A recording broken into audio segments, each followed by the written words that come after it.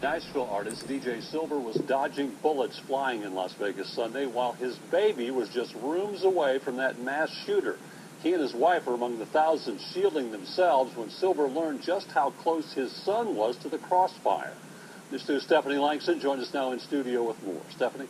Well, there's a very touching image behind me here of DJ Silver's son, Wake, in the Mandalay Bay hotel room there, looking out of the window. You know, Silver spends much of his time out on the road with Jason Aldean, but he lives in Franklin. I spoke with Jen Rupert of the country duo Big and Rich, who talked to the DJ during the mayhem while he was separated from his son. It's a lot to absorb. It's really more than you can absorb. Just before taking the stage at the Route 91 festival, Jen Rupert held DJ Silver's son, Wake. I had seen him before the show. Matter of fact, I had taken a picture with his son. He's like 6 months old. A few hours later is when the town turned upside down. While Big and Rich had already finished their set, they were close by at John's bar, the Redneck Riviera. We get the word that at this point they're saying multiple active shooters. Once stopping the music and getting his bar on lockdown, John reached out to his friend Silver, who had walked off stage moments before the shots rang out. I texted Silver. I said, "Are you okay?" Next thing I know, we're talking on the phone together. He says they threw us all into pickup trucks and are hauling us out of this parking lot. And I just looked over the edge of the truck, and all I see is bodies everywhere. He says, he says, I guess this is what a war zone looks like. And he said, and my son, I find out, this is him talking, that his hotel room is literally next door to the room of the shooter on the 32nd floor of the Mandalay Bay. While Big and Rich's room was right below the shooter. We're all staying in the same band of rooms. John said the SWAT team saved Silver's son. He said that the police had come down and thrown the flash grenades down the hallway, kicked the door in, and pulled his son out, and he didn't know where his son was for almost 4 hours. So, I mean, just horrifying event after horrifying event. Silver's wife, Jenna, posted on Instagram that their baby was 3 doors down from the shooter with her aunt who was watching him, describing the hours that they were separated as the most traumatic of her life. Late Tuesday night, DJ Silver posted on social media saying in part, "The last couple days have been extremely rough and filled with every emotion imaginable. I'm still trying to process what happened and how someone could do this in Las Vegas, a city I call my second home, and at a music festival, a place that brings so much happiness and joy to the thousands from all over." He went on to say that we must come together, unite, and live as one nation. As a new father trying to raise a son in this world, I pray for change, a change that must start today. Couldn't imagine. Now, as of this morning, the DJ still couldn't get his belongings that were left backstage during that mass shooting. Of course, once he does, he's anxious to come back home to Music City. Bob? Just can't imagine not knowing where your child is for 4 hours. The Las Vegas SWAT team went from room to room at the Mandalay Bay Hotel to evacuate it in the aftermath of the shooting spree. This video taken by NBC News' Joe Fryer.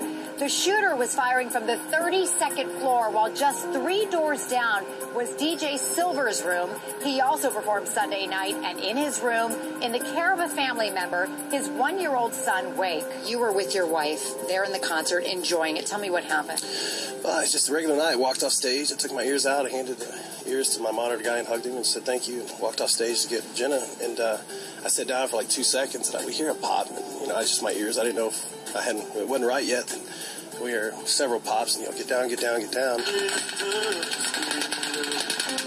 Pushed us to the ground and we ended up behind the bus and eventually ended up on the bus. And I got a text saying, "What room are you in?" And I said, 32-130. My kid's there.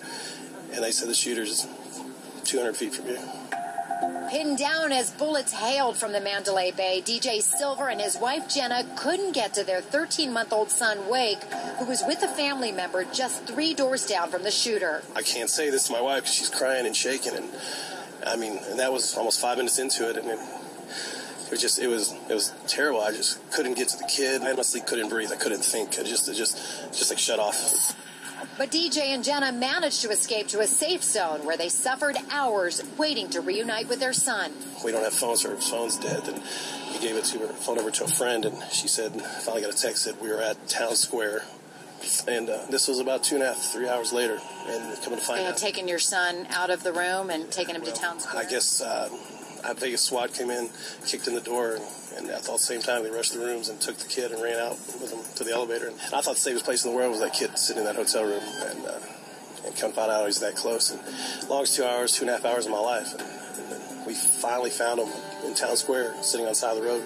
Picked him up, and I just hugged him until like 6 o'clock in the morning. What was that moment like for you? I mean, you know, when they're young, they don't really... They hug you every once in a while. Well, literally, he got in the car and put his hands around my face and just hugged me for, like, he knew I was messed up a little bit. But we got him on a plane last night to Nashville, and we're sitting here waiting to get all our stuff so I can go home. I'm wondering the meaning behind your son's name. Jen always had this kind of name. She never told me, and you know, she said, "What do you think of Wake?" And I thought that was so great. And I was in South Beach, and there was a surfboard stuck up in the sand. It said, "Wake up and live." And I was like, "That name's perfect." Especially perhaps given now circumstances more than ever. I just know there's a bigger plan for that kid. And thank the Lord and the police officers and everyone that took care of it. Now, DJ Silver's wife is thankfully at home with their son, Wake, and she posted this on Instagram. Thank you to everyone who helped the injured so selflessly. Not everyone, including myself, is that brave. We are holding each other tight today and every day. It is time to just love each other. And that adorable photo, of course, with little Wake surrounded by the love letters all around, kid. Just so sweet.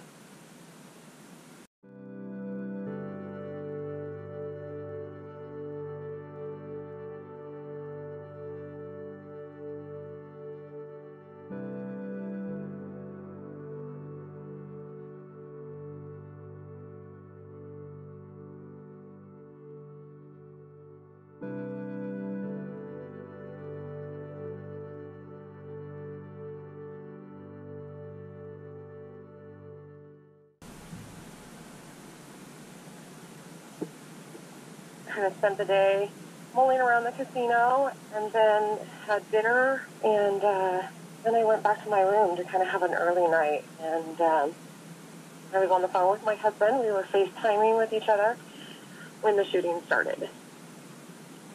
And I immediately knew that it was a shooter, but I couldn't tell where it was coming from. It was just really loud, multiple gunshots. So I started kind of running around my room while I was on the phone with my husband, looking out the panoramic windows, trying to figure out where it was coming from. And my windows actually faced the festival, so I immediately thought that would be where it might be coming from. It was just really, really loud. I think the shooter was 3 or 4 rooms down from me, and on the same side. We were on the same side of the hotel together. So I couldn't exactly tell where the shooting was coming from. It was really loud, and then there would be the breaks, which now I know is obviously when he was reloading. And my husband could hear it on the phone. And at first he wanted to tell me it wasn't a shooter. He was trying to reassure me, but I knew it was. So I put him on hold, and I called the front desk. And I said, "Is there a shooter in the hotel?" And they said to me, "Ma'am, we don't know what's going on." And I said, "Well, I really think there's a shooter in the hotel. I can hear it. It's really loud." And she just said, "Ma'am, stay in your room. We don't know what's going on." So I hung up the phone with her, and I went back to the windows. And at this point, I was crouching down, hiding, because I didn't know, again, where the shots were coming from. And at this point, I was leaning kind of up against the wall where I could look out the panoramic windows. And at that point, I could see the flash of the gunshot kind of down the way. So I could tell that it was parallel with me a few windows down. And that's when I knew for sure that the shooter was in the building. And my husband just said, "Turn off all the lights and hide and in the room." So I did that, and stay away from any walls where any bullets could come through. So that's what I did. I just hid and tried to watch out the window as much as I could, and that's when I started seeing the police officers arrive at the concert street. And the shots just kept going on and on and on. I think it lasted for about 20 minutes. And then I finally could hear the police officers' radios in the hallway. So I told my husband, "I think the police are here. I think the police are here. Let me call you back." I hung up the phone with him, and at that moment, that's when I heard them blow the door. I didn't know what it was. It was just a really loud noise, and I decided to go out in the hall. And when I did that, I saw a large group of police officers, and I think SWAT team. There was probably 10 or 12 of them that I could see outside of the door, which now I know was the shooter's room door. and it was just down the way from me. Like I said, 3 or 4 rooms down. I can't tell. And I heard them yelling inside the room. They were yelling. They yelled things like "get down," and I don't know if he was already down. I don't know what the situation was. And they turned and looked at me and yelled at me and told me to get back in my room immediately. And so I did, and I called my husband back and told him. And probably just a few minutes later, there was a really loud knock at my door, and that was very scary because I didn't know if it was going to be the police or a shooter or who it was. And my husband just kept telling me, be really careful, sneak up to it quietly, look up at people. And so I did, and right as I was doing that, they finally said security. And then I opened the door, and they rushed in and asked if I was alone, told me that I needed to get out of the hotel. So they evacuated me. They kind of rushed me back down the hall opposite of where the room was that had the shooter. And they put me in an open elevator. It was a security elevator. And they had me wait there while they tried to evacuate the other rooms. They ended up only finding one other gentleman that was asleep in his room, and they pulled him out. And then they just took us downstairs in the elevator, took us outside, and kind of pointed in a direction and said, "We want you to get away from the hotel, run south." So yeah, I was in my pajamas and had my cell phone, and they said run, and that's what we did. And we ran for about 1.5 miles, past multiple, police barricades and roadblocks, and finally we got to a point where we were at a mall parking lot, and that's where they said was one of the safe zones, and we hung out there for a few hours, and I ended up leaving at that point because I wanted to try to find my way to some other friends that I had staying at another hotel. But it was about 6 hours of wandering through Las Vegas trying to figure out how I can make it back to my friends because the strip was completely shut down and blocked. They wouldn't let anybody in or out. Finally, I think about 5 o'clock in the morning, I was able to get to another casino hotel where my friends were staying, and I was able to meet up with them and stayed with them until Mandalay Bay reopened their doors for guests that had been staying there. I think it was about 7 or 7:30 in the morning. And then I made my way back down there. Just waited around until they would bring me my things. I was never allowed back up on the 32nd floor. When I came back that morning to the hotel, they gave me a robe and checked me into another room.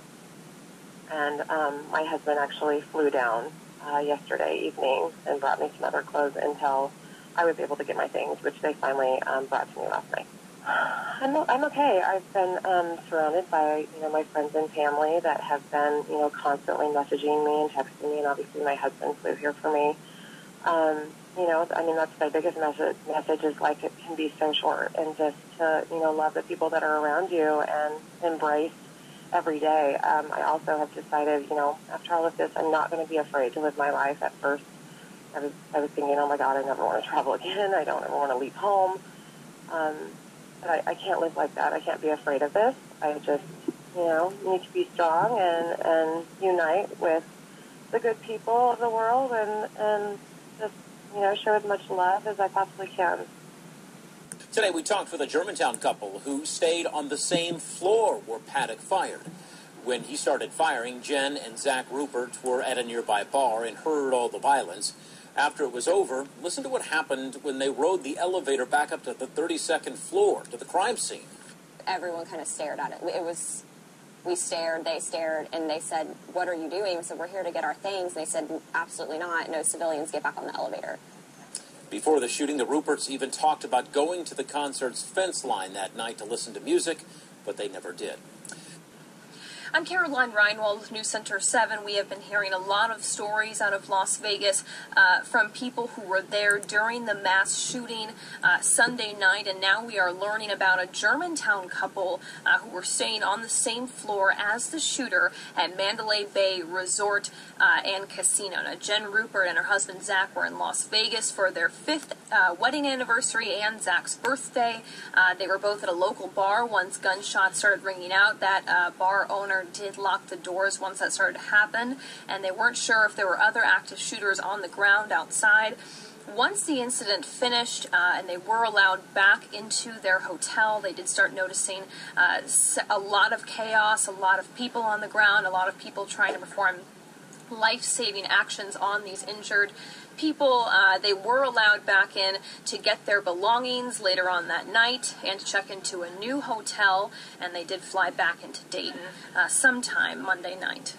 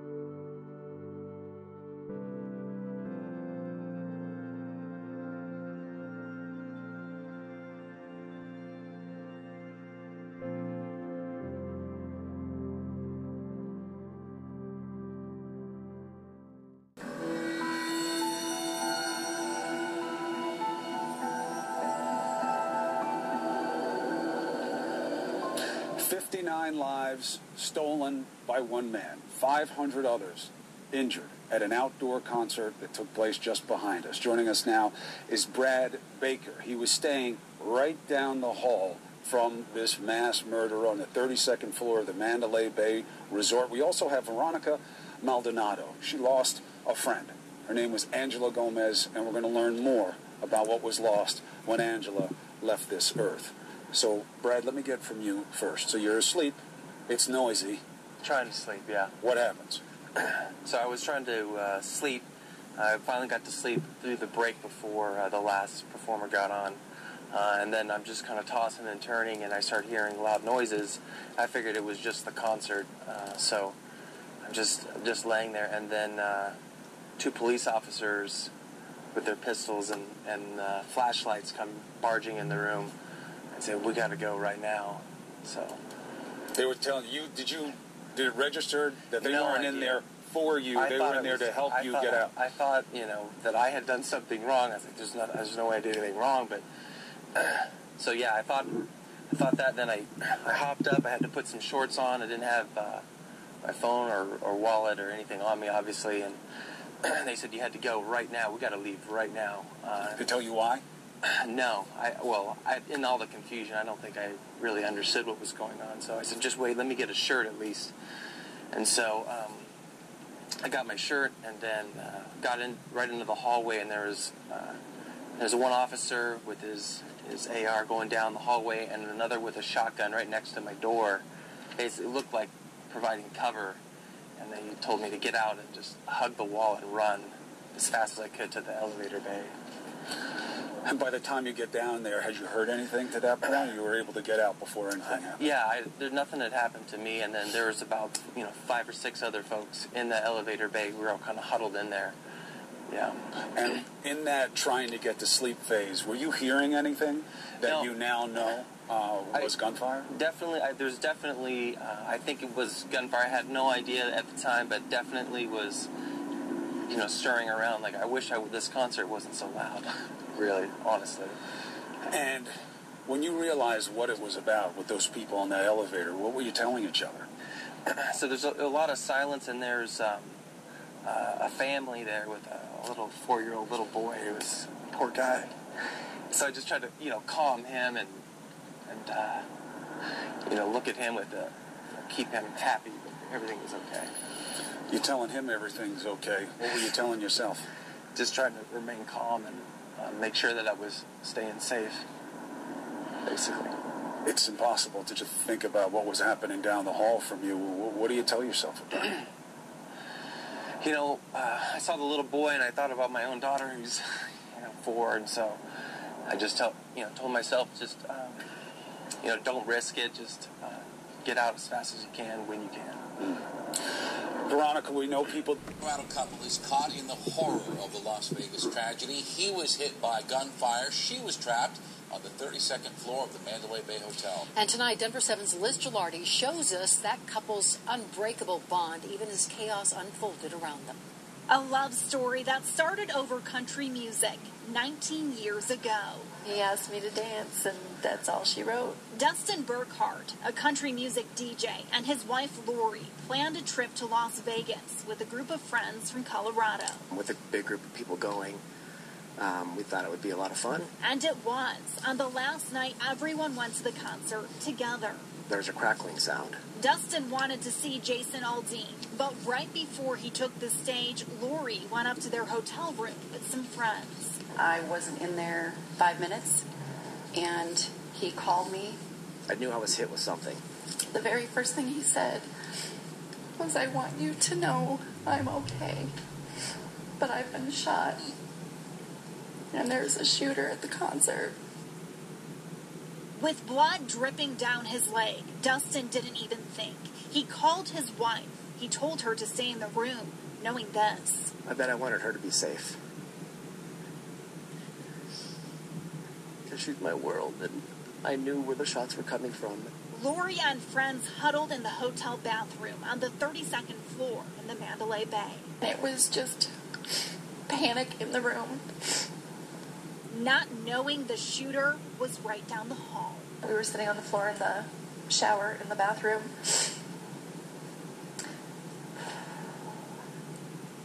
And you could feel on your feet the rapid fire of the machine gun. The whole time Dustin stayed on the phone with his wife. Their call lasted 52 minutes.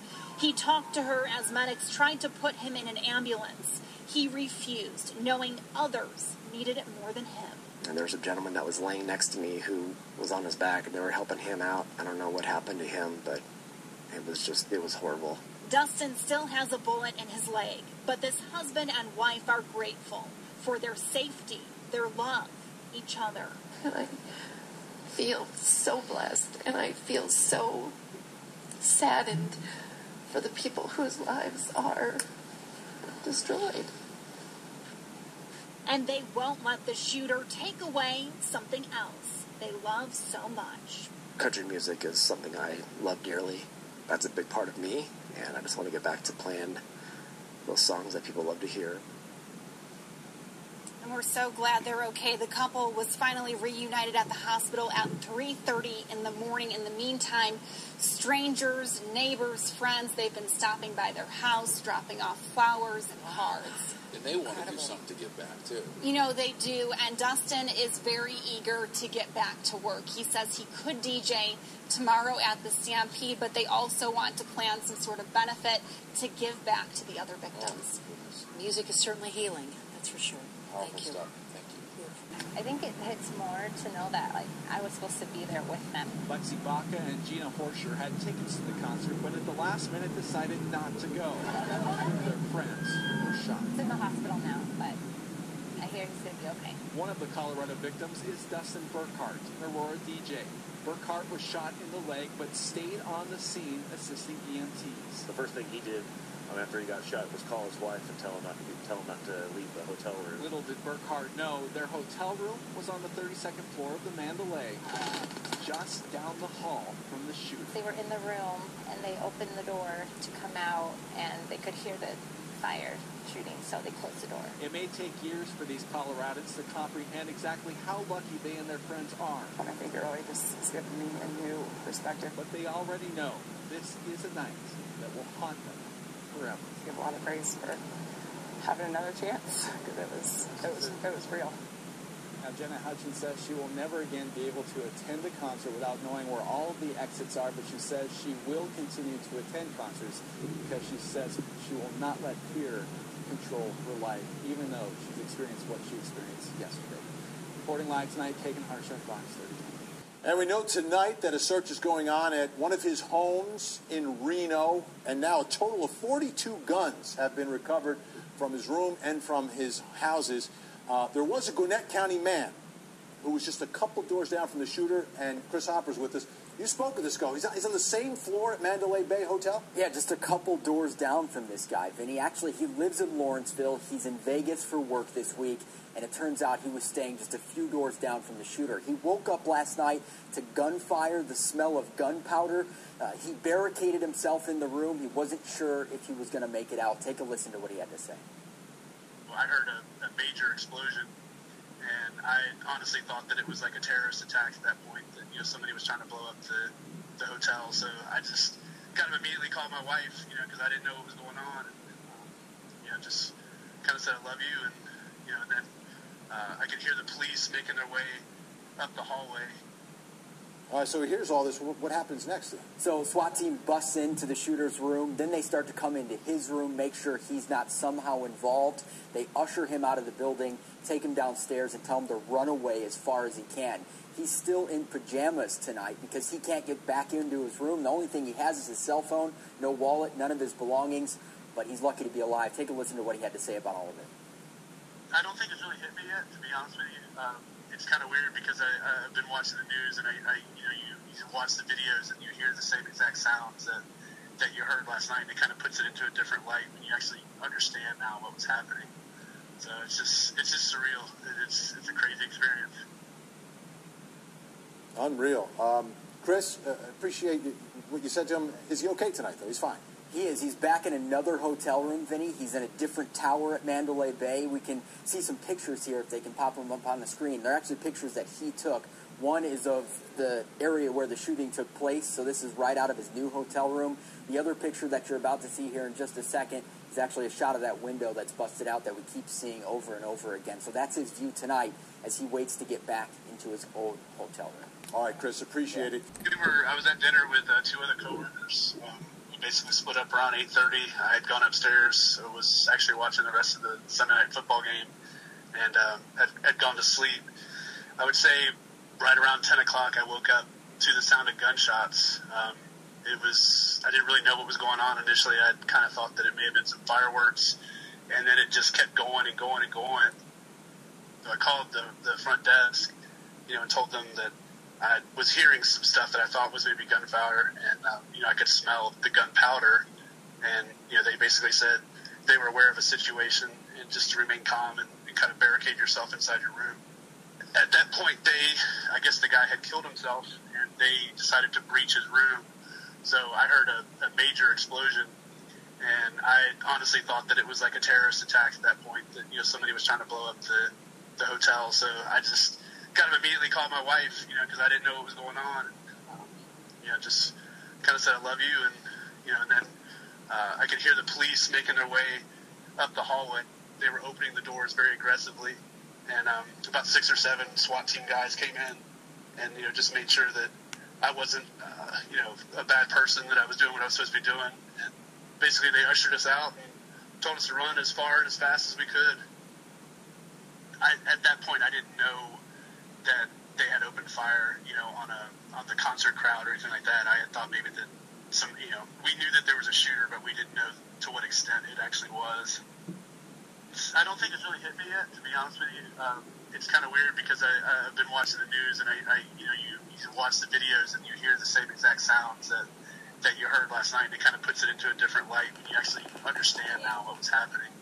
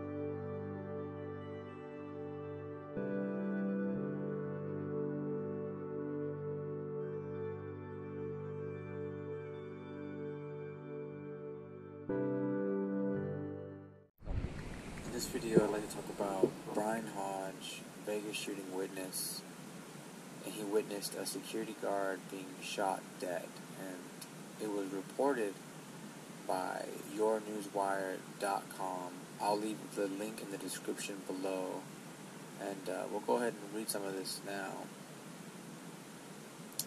It says, there were multiple people dead and multiple shooters. I was just hiding, waiting for the police to come get us. I got outside safely and was hiding in the bushes, Brian Hodge told Australian Courier Mail.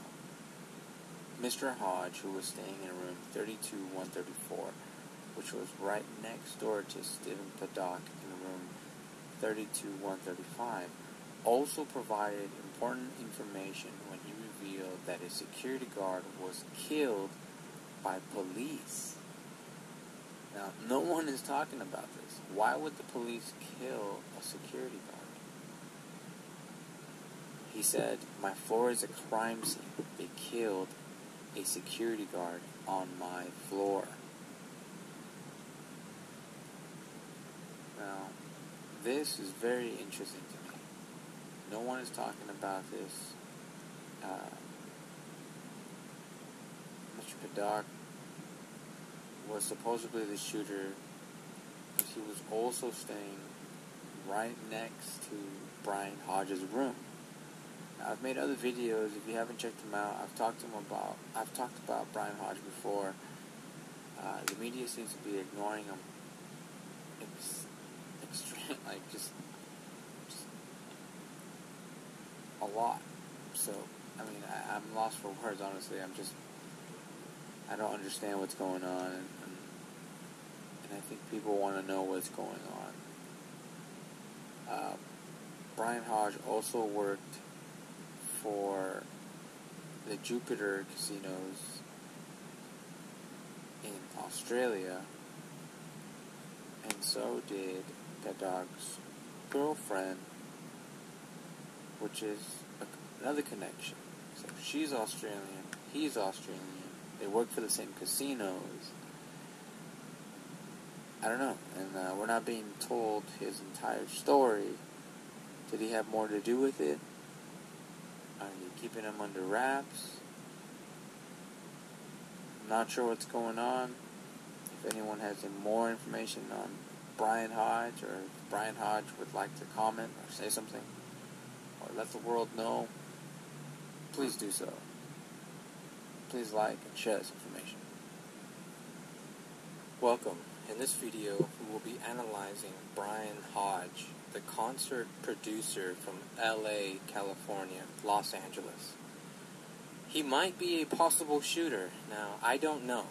I don't want to accuse him of something that I'm not really sure of, but there are some inconsistencies that the media seems to be ignoring it, and the police don't seem to mention him at all. And I don't understand. Here's an interview I was able to find online. They seem to be coming down fairly quick. Check them out for yourself. Here's one now. And I was going back to my room and went up to the level and came out, and this woman came running up to me and was like, hey, you need to get out, there's a shooter. And I didn't understand exactly what she was meaning, and she said, there's gunfire, there's a shooter, you need to get out. And so just blank, like there was nothing, and then obviously she was extremely frightened and she didn't know what to do or who to speak to, and so I kind of just pushed everybody into the elevator and just said, all right, everybody, let's get out, and we ended up in the kitchen of the casino, and I let the casino staff know what was happening and that there was a shooter and they need. So right there I'd like to pause it. He said that he pushed everyone into an elevator and then went down and then ended up in the kitchen. Well, if he was in an elevator, it would have to mean he was in an upper floor. Now, if his room was on the 32nd floor, he wouldn't stop on any other floor, would he? I think not. I think he would go all the way to the top, to the 32nd floor, where his room is at, and then go back down. So the people he's talking about, most likely, were from the 32nd floor. Let's continue. to get out and be safe. So they helped us get out of the building, and we hid under some bushes for like 3.5 hours. For the first time in my life, I had no idea what to do. I had no idea. I didn't know whether to stay put. I didn't know whether to walk. I didn't know whether to get up and leave. I had no idea what to do. You know, as an Australian, it's not something that majority of us have ever kind of experienced. And so I actually didn't know what to do. So I literally laid down. I laid down flat and just texted and messaged everybody back home and everybody that I could, just to say, hey, this is what's happening. All right, well, I'm going to stop it again. He said that he was laying down flat, so on his chest, for 3 hours at least. Now, if you notice his shirt, there are no dirt marks. And if you lay down in the bushes for 3 hours, you're going to get a little dirty, in my opinion. But you never know. I guess he could have cleaned off, maybe. He could have changed shirts. I'm not really sure when exactly this interview took place, but I'm pretty sure it took place fairly soon after the massacre. It didn't seem like he waited that long, because he wasn't allowed to go back to his room afterward. Again, he stated that, in a different interview I wasn't able to find, he stated that he was concerned about his things in his room and if he was able to go back and get them. An interviewer had asked him about his stuff, and he said he wasn't sure when he'll be able to get it back. That implies to me that he was in his room before and he left. Now, that'll be important later on. And I'm safe, and just waited, and I figured that at some point someone would come, and they did. And they did. Someone came, saved him out of the bushes. Hooray. Brian Hodge, the concert producer. Now, his room, he says, was right next to room 32135. So his room was 32134. He also posted on his Facebook verifying that was his room. The shooter was next to me, he said. His room is 32135, and I'm in room 32134. You can see what time he posted this on his Facebook. You can see all kinds of pictures of this on Google if you just look up his name. That's where I got this information. Now, if his room was 32134, well, there are a lot of issues with this room. One of the broken windows was in his room. Not only that, but also the cart outside carrying the camera equipment, and you can clearly see wires going under his door from this cart. So there were cameras on this cart that were set up going into his room, 32134. Now, whether he was in there or not, I don't know. But how long do you think the shooter had to set up these cameras? And where was Brian Hodge all day? What time did he leave his room? What time did he come back? This is very important information, yet we're not told any of it. Now, let's take it back to the room now. Both of these rooms are connected. There is a door that connects room 32135 to room 134. This is very interesting as well. The only leak footage we have, or photos, are from room 32135. They don't show us pictures of room 32134. I don't understand. There's a cart there. There's a door there. But they never show us that room. And why they didn't breach that room, I don't understand. They should have breached that room as well. Gone through the door. They didn't know what was on the other side of that door. A threat, maybe. It's just very fishy. It doesn't add up. If you have anything you would like to share, please comment below. If there's anything I've missed, please comment below. Please take this and share it as much as possible. My previous channel, which had several thousand subscribers, was shut down. It was suspended, and it was taken down for absolutely no reason. On YouTube, we have to have 3 strikes to be shut down or suspended. I didn't have 1, and I was still suspended after making this video. I'm hoping that this video doesn't get seen as fast, because I only have about 15 subscribers on this channel. So please, share this video, remake this information, put it out there. Let's find out why we're being lied to.